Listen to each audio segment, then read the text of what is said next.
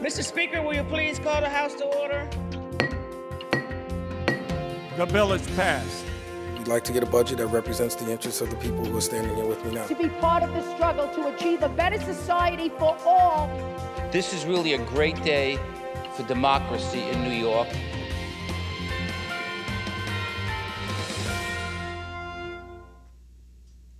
Hey there once again, everybody. Welcome to another edition of Assembly Update. I am Mike Falvo. The clock is ticking. We're getting ever closer to that magical time of year when we start going into the final stages for the New York State budget. Now, here to talk about the first 6 weeks of session, where we are and where we're going from this point, is Assemblyman Jeffrey Dinowitz from the Bronx. Sir, always a pleasure to have you on the show. Always great to be here. Now, when we look at the first 6 weeks of session, like I mentioned just a moment ago, where we are, where we're going, really briefly, tell us about where we currently stand. Well, we are about to get heavy into the budget, but we've had a very productive beginning of session. In fact, more productive than all the years I've been here. It's really been exciting. We've passed so many bills that the Assembly has passed year after year after year, but they were always blocked in the Senate. Well, finally, the Senate is doing the right thing because things changed in the Senate for the better, and they are following our lead on so many of these issues, on election reform, on the gender bill, on reproductive rights, on women's health issues, on gun control legislation, just to name a few. There have been so many great bills that finally have gotten done. The governor has signed most of them into law, and a few more that he has to do still. And it's really been extraordinarily productive for the legislature, but I think more importantly, it's been very great for the people of New York. And we should start every legislative session like this. And, you know, not only for the people of New York, your district in particular, which of these bills do you feel will impact your district the most?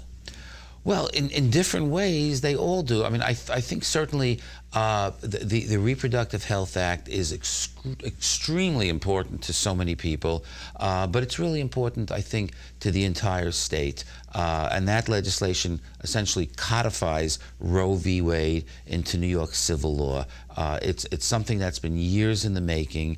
It was part several years ago of the 10-point women's agenda that we were only able to get 9 points done because the Senate refused to do this, but the voters have spoken, and now we have different people in the Senate who are committed to this. The voting reform is really important, making it easier for people to register, making it easier for people to vote, early voting. We combined the two primaries into one that take place in even-numbered years.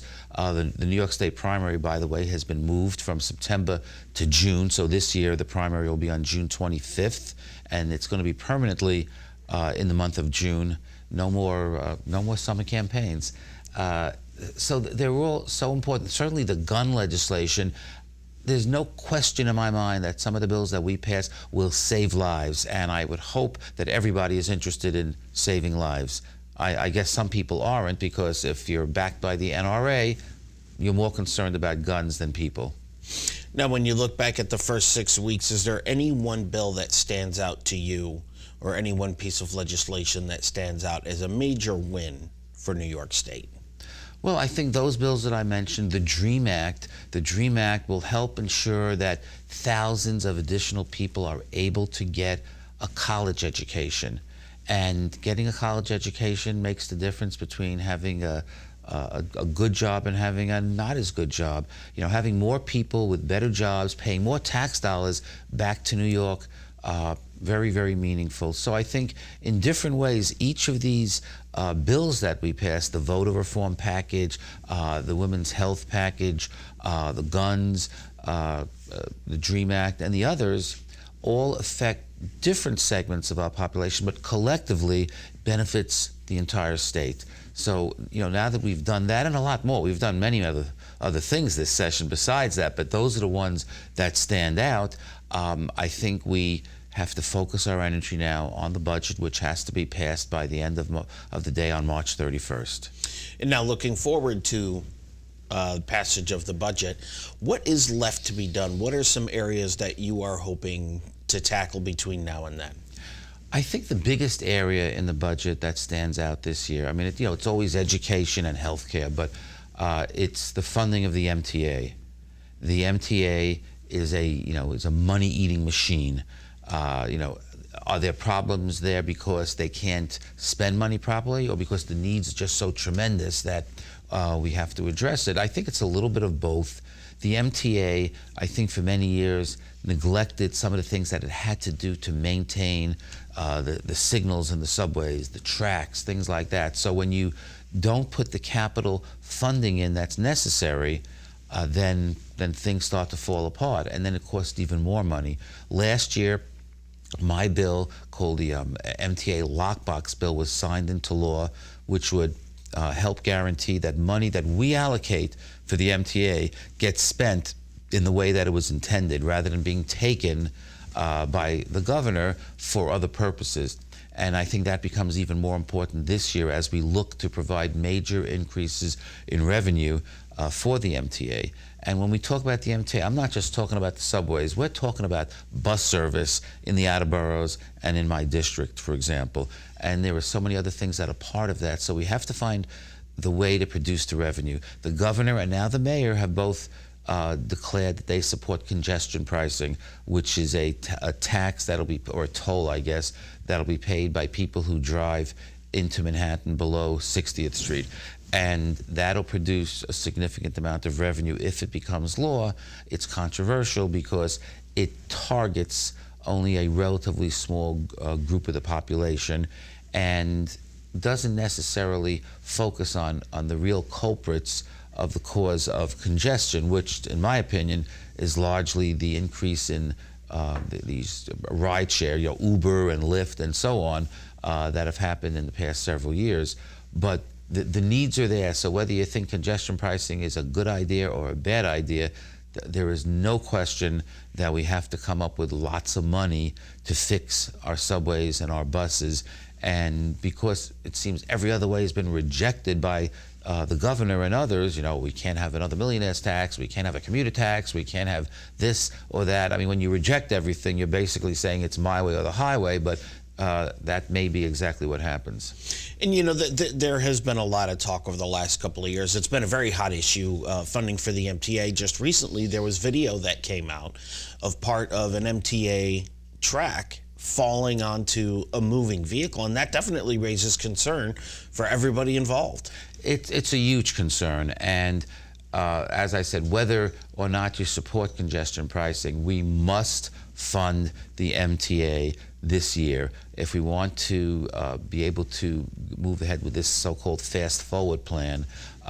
It takes a lot of money, and one thing which is also important related to that is we have to make sure that more and more of our subway stations and railroad stations on Metro North are handicapped accessible. That means the installation of elevators. Right now we have a pathetically low number of subway stations that have elevators, 23% of the whole system, and that's when they work. Of course, often they're not working. And the elevator does you no good if you can get on an elevator at one end, but there's no elevator at the other end where you're looking to get off. So we have to significantly increase the number of accessible stations. And the Bronx in particular is very underserved. There are only two stations in my entire district, 231st and Broadway and 233rd and White Plains Road, that have elevators. Nothing else does. So large numbers of people do not have access to our subways. And we're not just talking about people in wheelchairs. We're talking about people with mobility issues, maybe an elderly person who can't navigate the steps, parents with baby carriages. So there are lots of people who can't use our subways, and that's just not right, and it's not fair. And looking toward the rest of session, what are the areas that you're hoping to target, or what are the areas that you're really putting in the crosshairs as far as importance for your district? Well, one area which we must do concerns rent and tenant reform. I think this can finally be the year that we pass legislation that me and others have been advocating for years, dealing with MCI's major capital improvements, individual apartment increases, vacancy decontrol, preferential rents, the vacancy increases that the landlords get on apartments. Is a long list of issues which, because control of the Senate has shifted, I believe we can finally make into law. We've been doing this for years. We've been working at it in the Assembly, but now it looks like we hopefully will have partners in the Senate, and I am thrilled at that. I've been working on housing issues literally my entire adult life.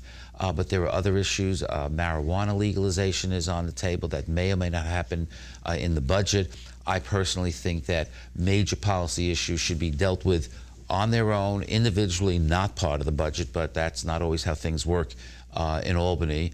Another issue which is attracting a fair amount of attention is campaign finance reform and public financing of elections.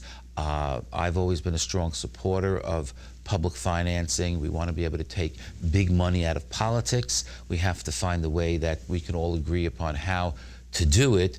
And unfortunately, in light of the Citizens United ruling of the Supreme Court several years ago, we have a phenomenon in New York where independent groups, or so-called independent groups, engage in massive independent expenditures and kind of make like the New York City campaign finance system almost meaningless, because if two candidates are a part of the system and they have to limit their spending to a certain amount of money and they're going to be equal, if one side gets the benefit of independent expenditures, it totally skews the system and really creates a terrible imbalance. So I don't know how we're going to deal with that situation, but I think we can't ignore the situation. Public financing of elections, we're going to discuss it this year, and this may be the year that it actually gets done. And now we have just a little bit of time left. Tell us a little bit about the importance of education within this year's budget, mostly when it deals with your district. The proposal by the governor in some ways shortchanges the vast majority of schools in my district in terms of how money is going to be distributed, because he wants to target some of the increase in money towards specific schools, no question schools that need it, but in many areas of New York City, most of us many of us have schools that are going to be ignored by that. I want to make sure that every school gets the funding that it needs. Some schools have greater needs and they should get more resources, no question, but I want to make sure that nobody's ignored, that there are no assumptions that because the school is in one neighborhood that that it doesn't need as much money as schools in other neighborhoods. Every community in my district needs more help in terms of funding and resources. And now with the last few seconds we have left, what have your constituents come to you with the most? Out of all these topics that we've discussed, what have they come to you and they tell you this is the one topic we want you to tackle?